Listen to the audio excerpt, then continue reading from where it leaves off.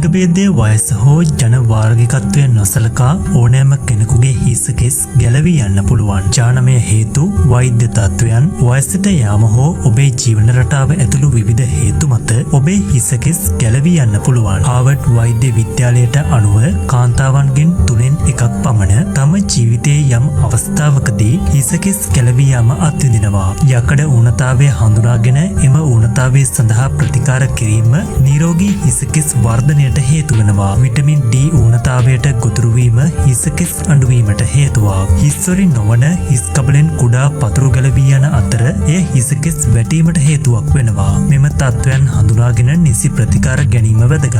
ඔබේ හිස කෙස් මෝස්තර කිරීමට භාවිතා කරන රසායනික නිෂ්පාදන සහ එයාර් ඩ්‍රයර්ස්, කලර්ස් වැනි දේවල් භාවිතය නිසා ඔබේ හිස කෙස් දුර්වල කරන අතර ඉක්මනින් හිස කෙස් ගැලවී යන්න පුළුවන්. කායික හෝ මානසික ආතතිය, කොවිඩ් හෝ ඩෙන්ගු වුණ රෝගයෙන් පෙළුණු අය හෝමෝන සහ ජානවල සංයෝගයෙන් ඇතිවන බලපෑම් නිසා හිස කෙස් ගැලවී යාම ආරම්භ වෙන්න පුළුවන්. ඔබේ හිස කෙස් අධික ලෙස වැටෙන බව හෝ එහි ඝනත්වය ශීඝ්‍රයෙන් අඩුවන බව ඔබට පෙනෙනවා නම් ඔබ සුදුසු වෛද්‍යවරයෙකු හමු වී නිවැරදි රෝග විනිශ්චයක් සිදු කර එයට ප්‍රතිකාර ලබා ගැනීම වැදගත්.